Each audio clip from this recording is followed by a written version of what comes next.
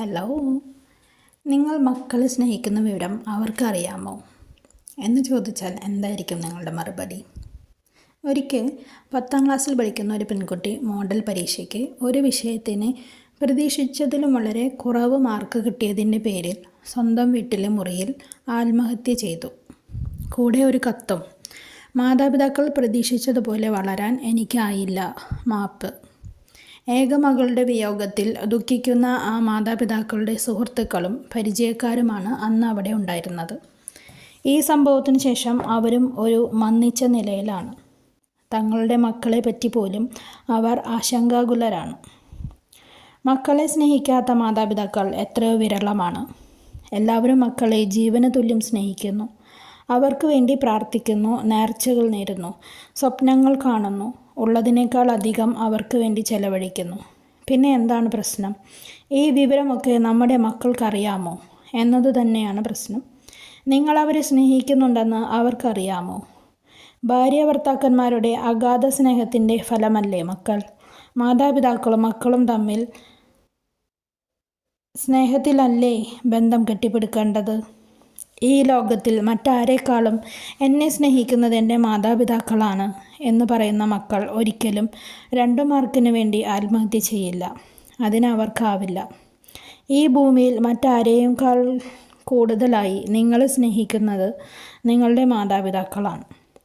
എന്തുകൊണ്ടാണ് കുട്ടികൾക്ക് അങ്ങനെ തോന്നാത്തത്? നമ്മൾ ചെയ്യുന്നതൊന്നും അവർ കാണുന്നില്ലേ? അതോ നമ്മൾ ചെയ്യുന്നതിൽ എന്തെങ്കിലും പാകപ്പിഴകളുണ്ടോ? ഇതൊന്നുമല്ല കാരണം. മാതാപിതാക്കൾ മക്കൾക്ക് വേണ്ടി ഒട്ടനവധി കാര്യങ്ങൾ ചെയ്യുമ്പോഴും അത് അവർക്ക് ബോധ്യമാകാത്ത തരത്തിലുള്ള ഒരു ഭാഷാശൈലി, ശാരീരിക ഭാഷ ഇവ ഇല്ലാതെ പോകുന്നുണ്ട്. മാതാപിതാക്കളും മക്കളും തമ്മിൽ കാന്തത്തിൻ്റെ 2 വശങ്ങൾ പോലെയോ 2 ധ്രുവങ്ങളിൽ സഞ്ചരിക്കുന്ന പോലെയോ നീങ്ങേണ്ടവരല്ലല്ലോ. ഒരേ വണ്ടിയിൽ ജീവിതയാത്ര ചെയ്യുന്ന സഹകാരികളും സഹായികളുമാണ് എന്ന ധാരണ എപ്പോഴും എല്ലാവർക്കും ഉണ്ടാവണം. മാതാപിതാക്കളുടെ ജീവിതവും സ്വപ്നങ്ങളും മക്കളെ കേന്ദ്രീകരിച്ചാണ് എന്ന സത്യം മനസ്സിലാക്കാൻ മക്കൾക്ക് കഴിയണം. കുട്ടികൾ ചെറുപ്പമായിരിക്കുമ്പോൾ മുതൽ മാതാപിതാക്കൾക്കുള്ള സ്വാർത്ഥത പലപ്പോഴും പ്രശ്നങ്ങൾക്ക് കാരണമാകുന്നു എന്ന് തോന്നാറുണ്ട്. ഞാൻ, എൻ്റെ മകൻ, എൻ്റെ മകൾ, എൻ്റെ കുടുംബം എന്നിങ്ങനെ തങ്ങളുടേത് മാത്രമായി, അവരുടെ മാത്രം സ്വകാര്യ സ്വത്തായി കുട്ടികളെ കാണുമ്പോൾ, വളർത്തുമ്പോൾ, പരിശീലിപ്പിക്കുമ്പോൾ മക്കളും ഹൃദയം ചുരുങ്ങിയവരായേ വളരൂ. വളർന്നു വരുമ്പോൾ കുട്ടികൾ ചെറുപ്പത്തിൽ പരിശീലിപ്പിക്കപ്പെട്ടതുപോലെ തന്നെ ഞാൻ, എൻ്റെ ജോലി, എൻ്റെ ജീവിതം എന്ന് മാത്രം ചിന്തിച്ചിരിക്കുമ്പോൾ അതിനിടയിലൂടെ മക്കളുടെ ഹൃദയത്തിൽ സ്ഥാനം പിടിക്കാൻ മാതാപിതാക്കൾക്ക് കഴിയാതെ പോകുന്നു. സ്വന്തം കാര്യം മാത്രം നോക്കാൻ അവർക്ക് ലഭിച്ച പരിശീലനം അവർ അവിടെ പ്രാവർത്തികമാക്കുന്നു. തങ്ങൾ ജീവന് തുല്യം സ്നേഹിച്ച മക്കൾ ഇപ്പോൾ തിരിഞ്ഞുപോലും നോക്കാത്തതിൻ്റെ തീരാ ദുഃഖവുമായി മാതാപിതാക്കൾ. ഞങ്ങൾ അസ്വാഭാവികമായി ഒന്നും ചെയ്യുന്നില്ലല്ലോ എന്ന മട്ടിൽ മക്കളും. മാതാപിതാക്കൾ മക്കളെ സ്നേഹിക്കുന്നു എന്ന് മനസ്സിലാക്കണമെങ്കിൽ മക്കളെ സ്നേഹം എന്താണെന്ന് മനസ്സിലാക്കി കൊടുക്കണം. അവരെ സ്നേഹിക്കാൻ പഠിപ്പിക്കണം. അപ്പോൾ അവർക്ക് മനസ്സിലാകും അവരുടെ മാതാപിതാക്കളും അവരെ സ്നേഹിക്കുന്നുണ്ട് എന്ന്.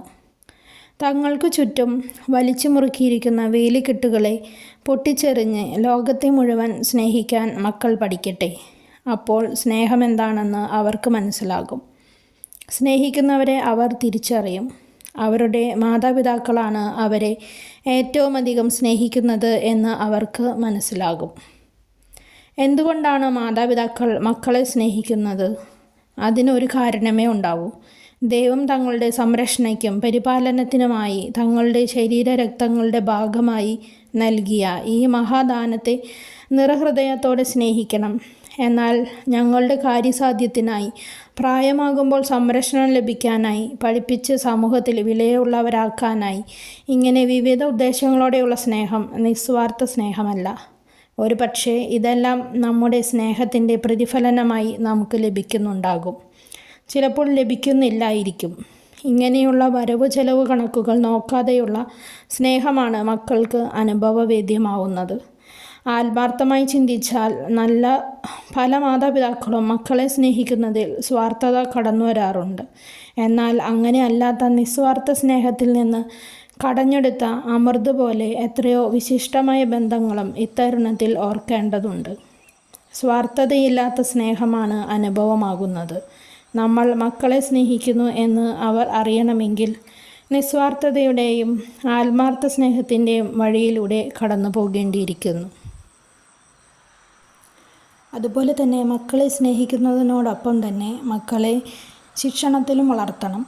മെരിക്കാത്ത കുതിര ദുശാഠ്യം കാണിക്കും. ശിക്ഷണം ലഭിക്കാത്ത പുത്രൻ തന്നിഷ്ടക്കാരനാകും. മാലാഖമാരെ പോലെ ഈ ലോകത്തേക്ക് കടന്നു വരുന്ന മക്കൾ തന്നിഷ്ടക്കാരോ ദുശാഠ്യക്കാരോ മൂല്യബോധമില്ലാത്തവരോ സാമൂഹ്യ തിന്മയ്ക്ക് അടിമകളോ ഒക്കെ ആകുന്നുവെങ്കിൽ അതിനു കാരണം അവർക്ക് കൃത്യമായ ശിക്ഷണം ലഭിക്കാത്തതാണ്. കുടുംബം എന്നാൽ അതിലെ പ്രധാന ഘടകം മാതാപിതാക്കളാണ്.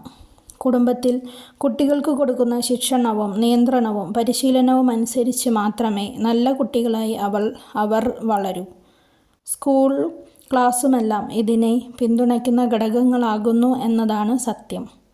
മാതാപിതാക്കളുടെ ജീവിതവും സ്വഭാവവും പെരുമാറ്റ ശൈലിയും ശിക്ഷണക്രമവുമാണ് മക്കളെ സ്വാധീനിക്കുന്ന സുപ്രധാന ഘടകം. മുൾച്ചെടിയിൽ നിന്ന് അത്തിപ്പഴമോ ഞെരിഞ്ഞിലിൽ നിന്ന് മുന്തിരിപ്പഴമോ പ്രതീക്ഷിച്ചിട്ട് കാര്യമില്ലല്ലോ.